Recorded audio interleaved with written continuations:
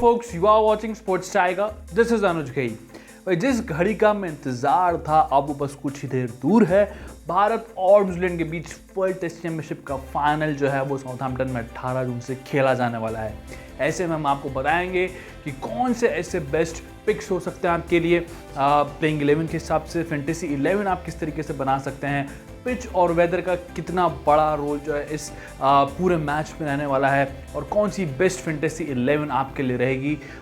सभी बातों पे जो हम बात करने वाले हैं इस वीडियो में। तो अगर आप इस वीडियो को देख रहे हैं तो इसे लाइक भी कर लीजिए, साथ ही साथ अगर आपको वीडियो भी पसंद आता है तो इसे शेयर भी कीजिएगा, और साथ ही साथ स्पोर्ट्स टाइगर को भी ज़रूर सब्सक्राइब कर लीजिए। तो चलिए सबसे पहले बात करते हैं प्लेइंग 11 की। दोनों ही टीम्स के बारे में हम बात करेंगे। सबसे पहले भारत के बारे में डिस्कस कर लेते हैं। भारत के ओपनिंग कॉम्बिनेशन में जब हम बात करते हैं तो रोहित शर्मा और शुभमन गिल जो हैं ये दोनों आपको खेलते हुए नजर आएंगे। वहीं तीसरे नंबर पर चेतेश्वर पुजारा हैं। उसके बाद विराट कोहली का नाम भी जो है आपको चौथे नंबर पर देखने को मिलेगा। फिर जो है अजिंक्य रहाणे जो हैं आपको 5वें नंबर पे खेलते हुए नजर आएंगे।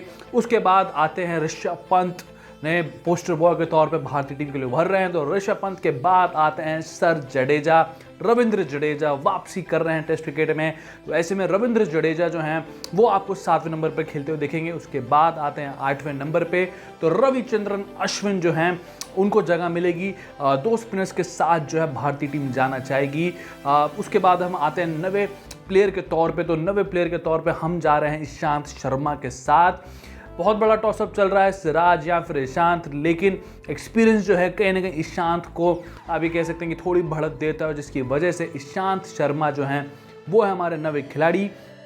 इसके बाद हम बात करेंगे मोहम्मद शमी की। जी हाँ, 10वें खिलाड़ी के तौर पे मोहम्मद शमी एक पेसर जो है, ऐसा पेसर जिसने पिछले कुछ 4 से 5 सालों में तूफान मचा रखा है पूरे वर्ल्ड क्रिकेट में। तो ऐसे में शमी के लिए आसान तो नहीं होगा कमबैक, क्योंकि इंजरी के बाद आ रहे हैं। बीच में आईपीएल उन्होंने खेला, लेकिन अब उनको बिल्कुल आप चाहेंगे कि एक ऐसा बॉलर आपके पास हो जो कि जो है जिस तरीके से उनको एक्सपीरियंस है इंग्लैंड में खेलने का, बीते कुछ आप उनका लास्ट जो दौरा था उसमें ठीक परफॉर्म किया था।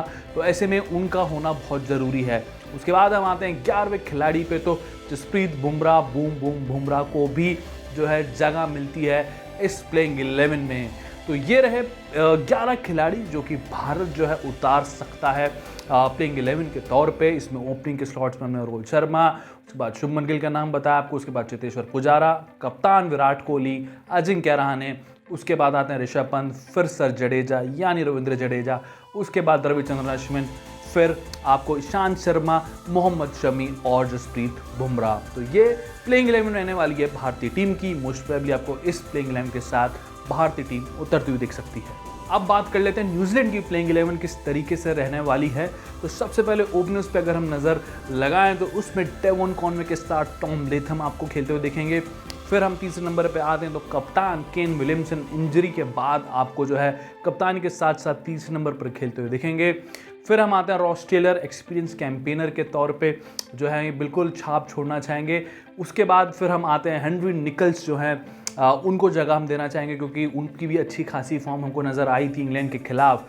तो 5वें नंबर पे जो हेनरी निकल्स का स्थान है। उसके बाद बीजे वॉटलिंग 6ठे स्थान पे आपको खेलते हुए दिखेंगे। आखिरी मैच उनके लिए हो सकता है, आखिरी सीरीज़ भी आप उसे कह लीजिए, क्योंकि इसके बाद जो है वो इंटरनेशनल क्रिकेट को अलविदा कहने वाले हैं। फिर आते हैं 7वें नंबर पे। तो 7वें नंबर पे जो है हम खिला रहे हैं कॉलिन डी ग्रैंडहोम को। जी हाँ, एजाज पटेल और कॉलिन डी ग्रैंडहोम को लेकर चर्चा बनी हुई है, लेकिन न्यूजीलैंड जो है एक ऑलराउंडर के साथ जाना चाहेगा जिसका नाम है कॉलिन डी ग्रैंडहोम। फिर हम आते हैं 8वें स्थान पे। तो काइल जेमिसन, एक और आप इन्हें पार्ट टाइम ऑलराउंडर कह सकते हैं, क्योंकि 25 सीजन जो है ये बल्ले से बना ही देते, कंट्रीब्यूट कर देते हैं। प्राइम जो इनका टास्क रहता है वो बॉलिंग का ही रहता है। तो ऐसे में 8वें नंबर पे जेमिसन जो हैं कहीं ना कहीं लीथल साबित हो सकते हैं न्यूजीलैंड के लिए। 9वें जब हम स्थान पे आते हैं तो उसके अंदर टिम साउथी का नाम आता है। टिम साउथी बहुत ही बेहतरीन गेंदबाजी करते हैं, और इंग्लैंड के खिलाफ जिस तरीके से परफॉर्मेंस दिया था पहले ही मैच में, पहले टेस्ट मैच में 6 विकेट इन्होंने झटके थे। विराट कोहली को जो है बहुत बार आउट कर चुके हैं। देखते हैं इस बारी कैसे परफॉर्म करते हैं।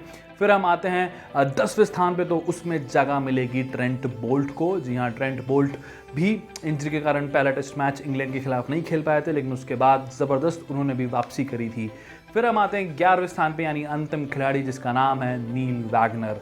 नील वैगनर भी अच्छी खासी फॉर्म में है, बाउंसर्स से जो है कहीं ना कहीं छकाते हैं बैट्समैन को। देखते हैं ये प्लेइंग 11 में नील वैगनर कैसा परफॉर्म कर पाते हैं। तो ये रही प्लेइंग 11, प्रोबेबल प्लेइंग 11 आपको जो न्यूजीलैंड की उतरती हुई दिख सकती है।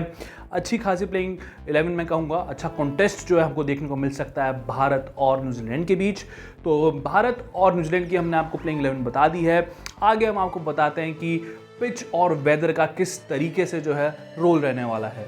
अब बात करते हैं कि पिच और वेदर का कितना बड़ा रोल होने वाला है इस पूरे मैच में। खासतौर से वेदर को लेके बात करना चाहेंगे, क्योंकि बारिश का जो एक बहुत बड़ा खतरा इस वक्त नज़र आ रहा है इस मैच पे, इस नॉकआउट मैच पे फाइनल में, क्योंकि 67% जो है प्रोबेबिलिटी है रेन की, बारिश की। तो ऐसे में देखते हैं कि क्या खलल जो है वो तो जाहिर सी बात है कहीं ना कहीं हमको देखने को मिलेगा, लेकिन उम्मीद करेंगे कि ज़्यादा इंटरप्शन ना हो मैच में। जो है एक रिजर्व डे के तौर पे 23 जून को तारीख भी रखी गई है, लेकिन हम तो यही चाहेंगे कि भले ही प्रोबेबिलिटी 67% की है, लेकिन इंटरप्शन जो है वो हमको कम देखने को मिले पूरे मैच में। इसके बाद बात करते हैं ह्यूमिडिटी लेवल की, तो ह्यूमिडिटी लेवल भी जो है तकरीबन 82% रहने वाला है, क्योंकि आमतौर पर जब बारिश रुक रुक के होती है तो कहीं ना कहीं आप जो है एक स्लाइट ड्रिजल आप जिसे कहते हैं, एक पासिंग शावर भी रहता है, तो एक ह्यूमिडिटी का जो प्रोबेबिलिटी होती है, जो चांसेस होते हैं वो और बढ़ जाते हैं। तो ऐसे में 82% जो है आपको ह्यूमिडिटी देखने को मिलेगी वेदर की जगह जब हम बात करते हैं। तो बारिश के चांसेस 67%, वहीं ह्यूमिडिटी जो है वो 82% रहने वाली है इस मैच में। अब बात करते हैं कि पिच का जो है वो कितना बड़ा फैक्टर होने वाला है, क्योंकि सबसे बड़ा जो मैदान रहता है, सबसे बड़ी जो एक फैक्टर रहता है तो वो पिच का रहता है। पिच किस तरीके से प्ले कर सकती है, तो आपको बताते हैं कि बैटिंग पिच के तौर पे आप इसे कह सकते हैं कि 60% तक का जो एक आंकड़ा है वो हक में जाएगा बैटिंग के, साथ ही साथ 40% जो है आप बॉलर्स के लिए मदद कह सकते हैं इसके अंदर, क्योंकि जैसे जैसे गेम आगे बढ़ता जाएगा बॉलर्स जो हैं, खासतौर से स्पिन गेंदबाज जो हैं वो आपको प्ले में आते हुए दिखेंगे। स्पेशली जब हम बात करते हैं तीसरा और चौथा दिन जो होता है वो एक थोड़ा बहुत स्पेशली तीसरे दिन की अगर मैं बात करूं तो एक मूविंग डे रहता है टेस्ट क्रिकेट में। ऐसे में कहीं ना कहीं स्पिनर्स जो है वो अपना जो है एक छाप छोड़ सकते हैं। देखते हैं जडेजा और अश्विन किस तरीके से भारत के लिए बॉल करते हैं। अगर भारत जो है दूसरी इनिंग्स में बेसिकली अगर आप कहते हैं अगर भारत पहले बल्लेबाजी करता है, तो जब दूसरी बारी यानी कि न्यूजीलैंड जब अपनी पहली इनिंग खेलेगा, तो ऐसे में ऑलमोस्ट अगर आप मान के चलिए अगर भारत 350-400 रन बोर्ड पे लगाता है, तो तकरीबन दूसरे या तीसरे दिन आपको भारतीय स्पिनर्स जो है वो गेम में आते हुए देख सकते हैं। ऐसे में बेस्ट टाइम होता है किसी भी स्पिनर के लिए उस वक्त गेंदबाजी करना। तो ये रहा सूरत हाल की बल्लेबाज और गेंदबाज को कितनी मदद मिलेगी।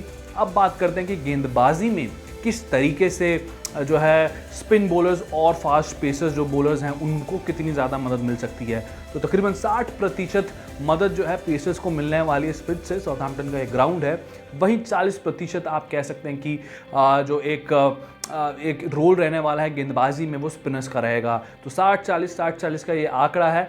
अगर हम बात करते हैं तो ये तो रहा सूरत हाल पिच और वेदर का कि किस तरीके से कंडीशंस की जब हम बात करते हैं तो मैच किस तरीके से खेला जाएगा, पिच की कितनी बड़ी एक फैक्टर रहता है पूरे मैच में, वहीं वेदर भी बहुत बड़ा रोल निभाने वाला है अगर हम इस WTC फाइनल की बात करते हैं।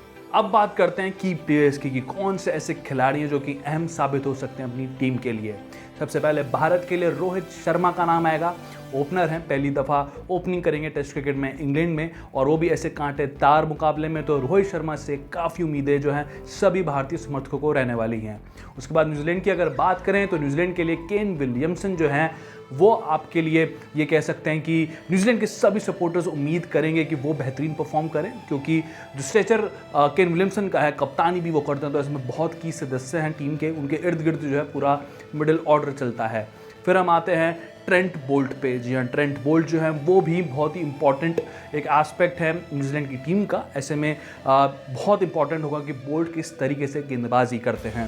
तो ये 3 की प्लेयर्स हैं जो कि आपको जो है इम्पॉर्टेंट सदस्य की जब हम बात करते हैं, ऐसे सदस्य जो कि बहुत ही बेहतरीन परफॉर्मेंस करते हुए आते हैं और जो एक मौके पे चौका मारने वाला पूरा दमखम रखते हैं, उस हिसाब से ये 3 खिलाड़ियों के साथ आप जा सकते हैं।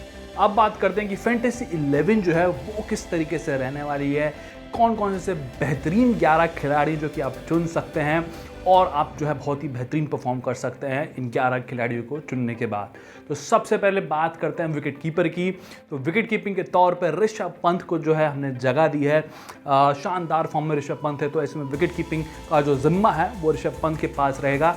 वही जब हम टॉप 4 बैट्समैन की बात करते हैं तो 2 इंडिया की तरफ से और 2 न्यूजीलैंड की तरफ से हैं। तो ऐसे में इंडिया के लिए जगह हमने दिया रोहित शर्मा और विराट कोहली को, और वहीं न्यूजीलैंड के लिए डेवॉन कॉनवे और केन विलियमसन, यानी 4 खिलाड़ी जो हैं आपको इस तरीके से नज़र आने वाले हैं।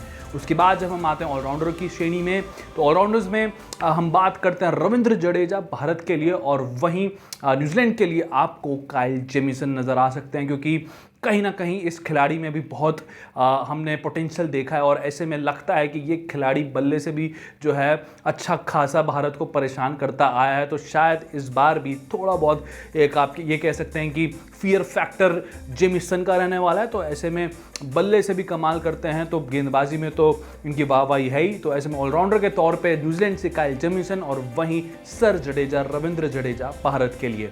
अब आते हैं पेसर्स पे, पेसर्स का किस तरीके से बोलबाला रहने वाला है।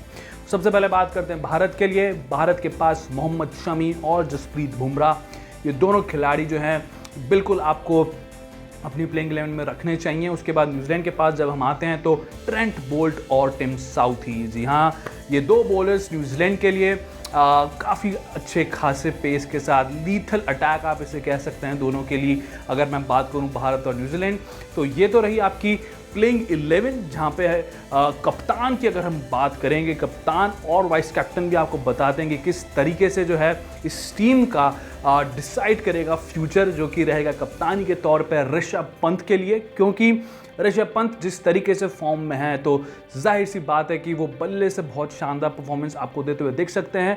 तो ऐसे में कप्तानी जो है वो हमने दिया ऋषभ पंत को, वहीं वाइस कैप्टनसी की जो कमान रहेगी वो रहेगी टिम साउथी के हाथ में। जी हाँ, टिम साउथी लगातार परफॉर्म करते आ रहे हैं, ऐसे में बेहतरीन परफॉर्मेंस की उम्मीद उनसे है। तो वाइस कैप्टनसी के तौर पे आपको टिम साउथी के साथ जाना रहेगा। ऐसे में ये है हमारी प्लेइंग 11, फैंटेसी 11, जो कि बहुत ही बेहतरीन आपको रिजल्ट्स दे सकती है। इसके साथ आप जा सकते हैं।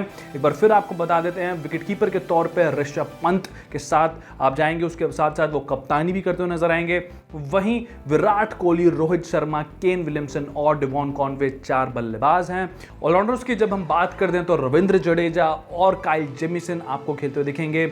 वहीं पेसर्स पे जब हम आते हैं तो Trent Boult, Tim Southee, Jasprit Bumrah और मोहम्मद शमी। तो ये रही फैंटेसी 11, जिसके साथ आप जा सकते हैं। कप्तान ऋषभ पंत हैं और वही vice captain Tim Southee. Fantasy 11, probable 11, साथ ही साथ पिच और वेदर के बाद की प्लेयर्स, ये तमाम चीज़ें हमने आपको बताई हैं जो कि एक बहुत ही क्रूशल फैक्टर प्ले करने वाली हैं पूरे मैच में। बेस्ट 11 के साथ आप जा सकते हैं। फैंटेसी 11 के बारे में आपको बता चुके हैं। फिलहाल तो इस वीडियो में इतना ही है, लेकिन उम्मीद हम ज़रूर करेंगे कि ये जो वर्ल्ड टेस्ट चैंपियनशिप का फाइनल खेला जाने वाला है दोनों ही टीम्स के बीच, कांटेदार हो, एंटरटेनिंग हो, और रिजल्ट के तौर पे उम्मीद तो यही करेंगे कि भारत जो है इसमें विजेता बन के निकले। साथ ही साथ करोड़ों भारतीय जो कि बहुत ही उम्मीद लगाए बैठे हैं, वो चाहते हैं कि 8 साल बाद आईसीसी का टाइटल जो है हम अपने घर लेके आएँ, हिंदुस्तान लेके आएँ, और पूरी दुआएं जो हैं भारत की टीम के साथ हैं। फिलहाल इस वीडियो में तो इतना ही। आप देखते रहिए स्पोर्ट्स टाइगर।